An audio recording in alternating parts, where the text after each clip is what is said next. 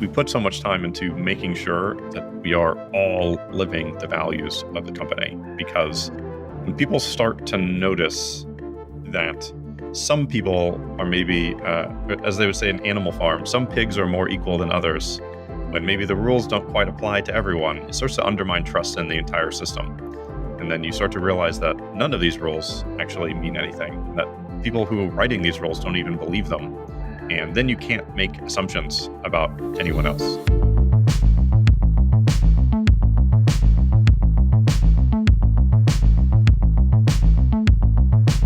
We're here to talk about the company as the product. I think most recently, Josh, I saw you put this into a job description, I think for the technical operations manager role. And curious on your thought process on building it into that JD, because I hadn't seen it so explicitly put out there before.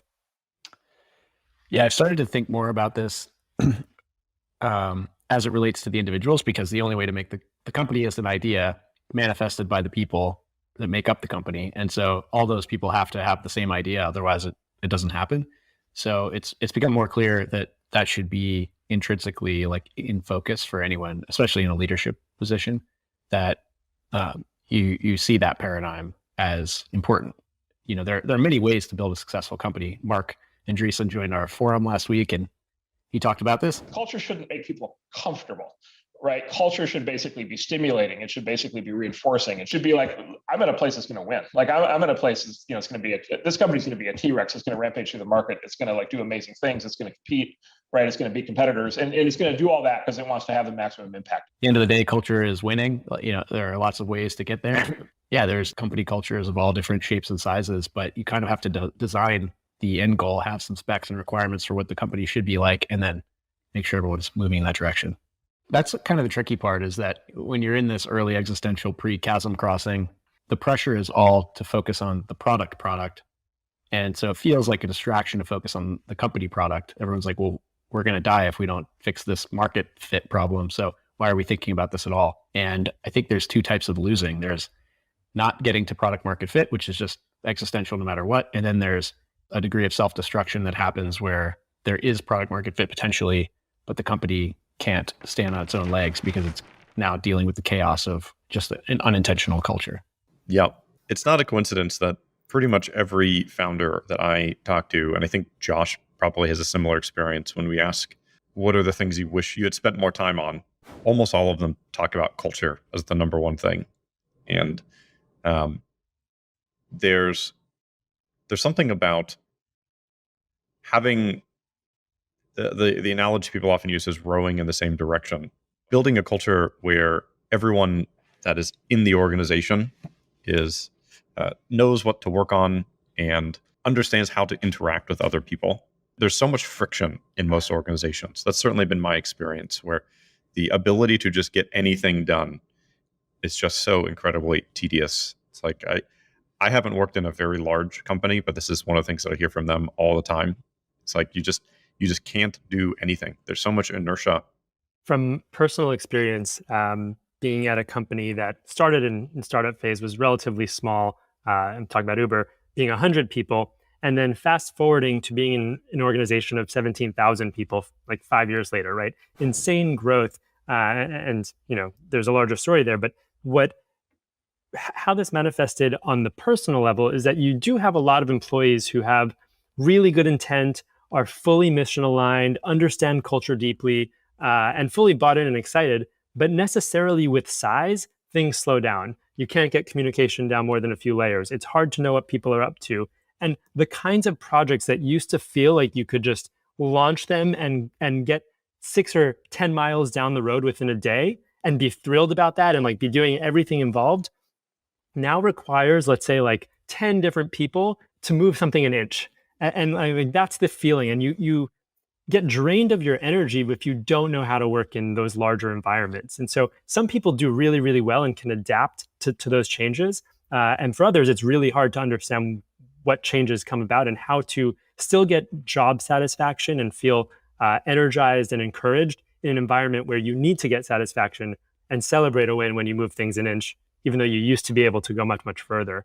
And so size plays a role in this, but bringing it back to why we're focusing on it now and how much we're focusing on it, I think the question that I've asked Sam and Josh, and I think we've all spoken about this, is how much is too much? Like, is there a point where we're focusing on building the company more than we are the product? And like, how do we identify that line? I think we've looked at this holistically by looking at, what percentage of our entire team's time is working on products that impact our members and what efforts are going towards the underlying company building foundation. But it's still hazy and tough to find that point. So like, in your opinions, where are we on that spectrum? How will we ever know if it's too much? I think it's a lot easier to know if it's too little because things start breaking, and at that point, it's difficult to recalibrate. I think it's very difficult for a set of mission-driven people to overinvest in the company culture side of things because they're here to solve the main thing, and it's going to be hard for them to like tear their attention away and just like all of a sudden they're just navel gazing all the time and thinking about the company and have completely abandoned the main thing. I think that's very unlikely. So the entropy direction, we like to talk about things in terms of entropy. It's like the entropy direction is less and less focus and more focus on the product. And so it almost has to be a degree of uncomfortable investment in it, I think, to be right, because the failure mode is that you get too far along and you realize, oh, we're in a bad place. And a lot of the conversations Sam referenced between myself and other founders and Sam and other founders are kind of this like backwards looking, we thought we were right. We thought we had this thing nailed in the first 25, 30 employees. And so we kind of took our hands off the wheel. And it turns out that's when everything's fine. It's that the next doubling, the doubling after that, if you were off by 1 degree, suddenly you're off by 100 miles and you didn't even see it coming. The question of how do you know if you're investing too much in it, I think just being objective about how much time is being spent on things is one really useful way. We spend low single-digit company resources on thinking about culture, which is probably not nearly enough. Most people say that we have a lot of documentation and that we put a lot of time and thought into long-form writing and strategy. And for the first couple of years, I wrote most of the strategy docs, and it was still only 5% of my actual time was on writing strategy, which means most companies are probably spending less than 1% of their time on company strategy. And so it felt like a lot, and there were concerns early on that we're spending too much time philosophizing and thinking about things and not enough action is being done. I think empirically, there's a lot of action being done. Our track record so far speaks for itself. We've made a lot of progress. We've created a new category, which is a hard thing to do. I remember leading into our seed round when we were talking to Andreessen Horowitz and a bunch of other funds. I did a lot of research on all of the partners, Mark Andreessen included. And one of the things that he mentioned, which really worked to our advantage because this was already the case, but he says he has a lot more respect for founders and teams that have a very strong position and stick to it to the end. They have a very strong reason for that opinion, and they're not going to change their mind just because Mark Andreessen said, well, I think remote is stupid. It's like, well, I think you're wrong, and I guess we're going to find out. And in our case, we think we have a strong opinion that culture is important. This is informed by lots of other conversations. We're also probably not spending nearly enough on culture. So we need to figure out what is like a maximum that we'd be willing to invest in culture. I'd say probably something like 10 to 20% of company resources, if culture includes people ops, feedback processes, all of that stuff. There's the writing culture, there's the memo culture. Those are just building blocks to building a company that can operate and make good decisions. And that is ultimately what we have to do.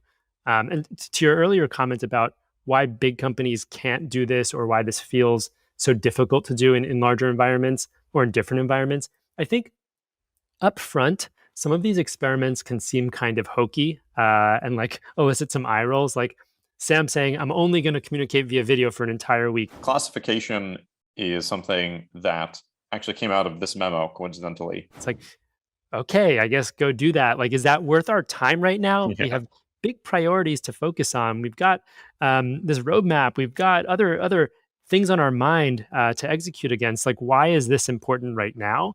And it's impossible to have seen how that would have played out But now it's such a core piece of how the company communicates, and it's greased the wheels for all the people joining to be able to communicate more effectively when they need to. We would have never figured that out. And so a lot of times people might hesitate to run these experiments when it's hard to see the connection to like a bottom line or a return. So there's a bit of curiosity that has to be built in order to make progress here. Yeah, I've been reflecting during this conversation. People often draw a distinction between the company is the product and the product is the product. And I was trying to think of why that is the case. I believe it's because we think about it as emotional or abstract or philosophical reasons or elements that you're discussing. But actually, they are all practical. The goal is to build a machine that can build the machine.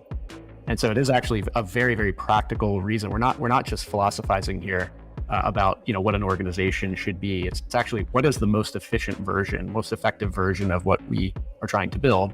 And effective means, people want to stick around. They don't get burned out and like chewed up and spit out by a machine that is built on fear and reputational like anxiety and things like that.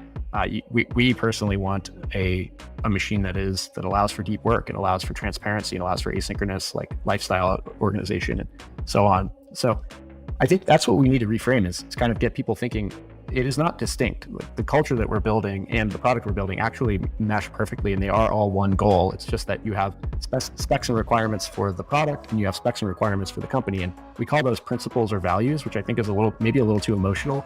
Maybe we should just call them all specs and requirements or something. It's like you have product specs and you have company specs.